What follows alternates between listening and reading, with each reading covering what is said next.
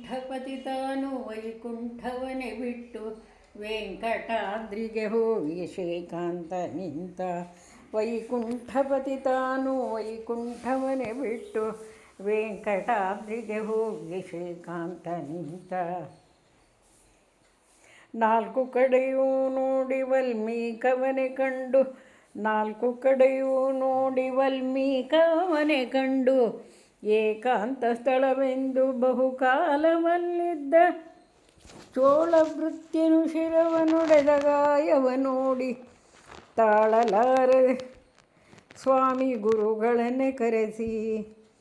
ವೈಕುಂಠಪತಿ ತಾನು ವೈಕುಂಠವನೆ ಬಿಟ್ಟು ವೆಂಕಟಾದ್ರಿಗೆ ಹೋಗಿ ಶ್ರೀಕಾಂತ ನಿಂತ. ವೈಕುಂಠಪತಿ ತಾನು ವೈಕುಂಠವನೆ ಬಿಟ್ಟು ವೆಂಕಟಾದ್ರಿಗೆ ಹೋಗಿ ಶ್ರೀಕಾಂತ ನಿಂತ. ನಾಲ್ಕು ಕಡೆಯೂ ನೋಡಿ ವಾಲ್ಮೀಕವನೆ ಕಂಡು, ಏಕಾಂತ ಸ್ಥಳವೆಂದು ಬಹುಕಾಲವಲ್ಲಿದ್ದ ಚೋಳಭೃತ್ಯನು ಶಿರವನುಡೆದ ಗಾಯವ ನೋಡಿ ತಾಳಲಾರದೆ ಸ್ವಾಮಿ ಗುರುಗಳನ್ನೇ ಕರೆಸಿ. ಹೇಳಿ ಔಷಧ ಮಾಡಿ ಪ್ರೌಢರೂಪಿಯ ಕಂಡು, ಕೇಳಿ ಸ್ಥಳವನಿಕೊಂಡು ಲೀಲೆ ತೋರುತ್ತಲೀ. ಇರುತ್ತಿರಲಿ ಒಂದು ದಿನ ತುರಗವನೇ ಸ್ಮರಿಸಿ, ಇರುತ್ತಿರಲು ಒಂದು ದಿನ ತುರಗವನೇ ಸ್ಮರಿಸುತ್ತಲೇ ತುರಗ ಬರಲು ಕಂಡು ಮುದದಿ ತಾನೇರಿ ಪರಿ ಮೃಗಗಳ ಅಡವಿಯಲ್ಲಿ ತಾಕುಂದು ಕರುಣಸಾಗರ ಒಂದು ವನವ ಕಂಡನು. ವನದಲ್ಲಿ ವನಜಾಕ್ಷಿ ರಾಜಪುತ್ರಿಯ ಕಂಡು ಮನಕ್ಕೆ ಬಂದಂತಾಡಿ ಕಲಹ ಮಾಡಿದರು.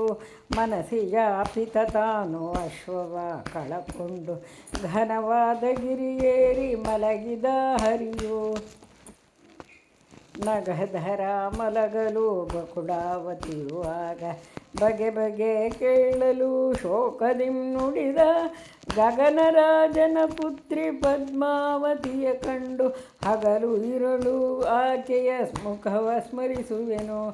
ಅವಳಿಗೋ ಸುಖವಾಗಿ ಇದ್ದಲ್ಲಿಗೆ ಹೋದೆ, ಅವಳಿಂದ ಎನ್ನಶ್ವ ಹತವಾಯಿತಮ್ಮ.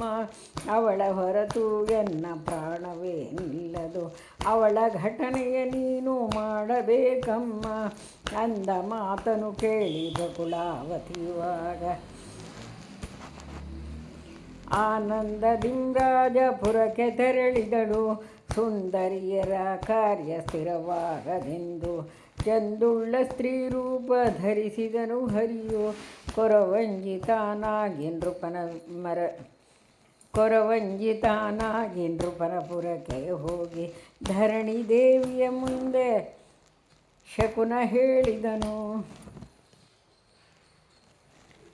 ತಿರುಗಿ ಬರಲಾತಗೆ ಮಗಳ ಕೊಡುವೆನೆಂದು ಹರಿಗೆ ನಿಶ್ಚಯ ಮಾಡಿ ಶುಕರ ಕಳುಹಿಸಿದನು. ತಾಪಸೋತ್ತಮ ಬಂದು ಪತ್ರವನೆ ಕೊಡಲು ಶ್ರೀಪತಿಯು ತಾನೋದಿ ಹಿಂದೆಯೇ ಬರೆದ ಆ ಪರಮ ವಂದ್ಯತಾ ಸುರಸ್ತೋಮವನೆ ಕರೆಸಿ. ಈ ಪರಿ ವೈಭೋಗ ಮಾಡಿದ ಹರಿಯು ಅಷ್ಟವರ್ಗದ ಕಾರ್ಯ ಮಾಡಬೇಕೆಂದು ಸೃಷ್ಟೀಶನೆದುರಿಗೆ ಹೇಳಿದ ಬ್ರಹ್ಮ.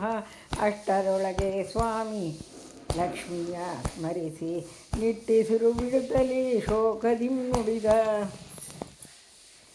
ಆ ಕ್ಷಣದಲ್ಲಿ ತಾನು ತರಣಿಯನೆ ಕರೆಸಿ ಇಕ್ಷುಚಾಪನ ಮಾತೆ ಬಳಿಗೆ ಹೋಗೆಂದ. ತಕ್ಷಣದಲ್ಲಿ ಸೂರ್ಯ ಹೋಗಿ ನಿಲ್ಲಲು ಹರಿಯ ಅಕ್ಷೇಮವೇ ಕೇಳಿ ತೆರಳಿದಳು ಬೇಗ.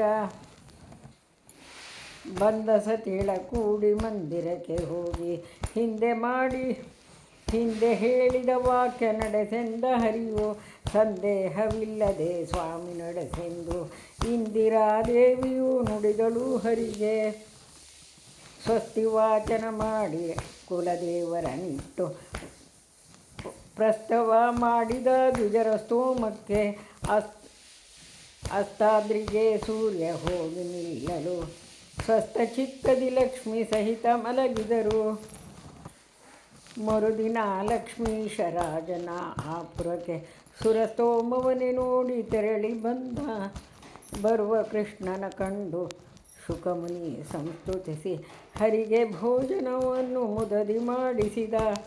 ಅಕಳಂಕ ಮಹಿಮನು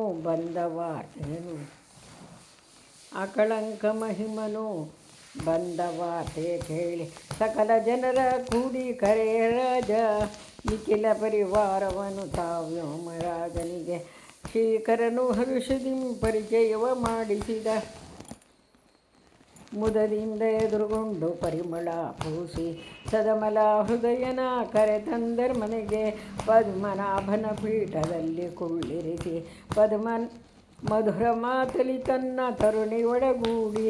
ಹೇಮ ಕುಂಭಗಳಿಂದ ದ್ವಿಜರ ಕೈಯೋಳು ಸ್ವಾಮಿ ಪುಷ್ಕರಣಿಯ ತೋಜವನೆ ತರಿಸಿ.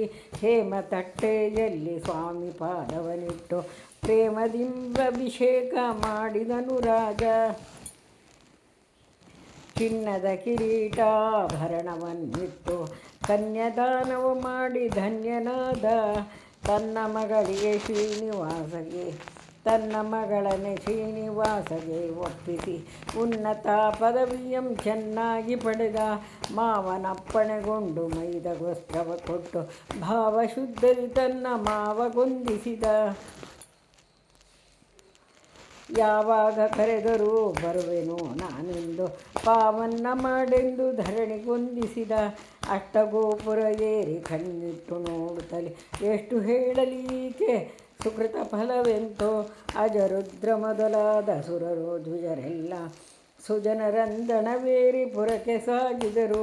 6 ತಿಂಗಳು ಮೀರಿ ಗಿರಿಗೆ ಹೋಗುವೆನೆಂದು ಧೀರತ ನಿಂತನೇ ಕುಂಭಜರಾಶ್ರಮದಿ.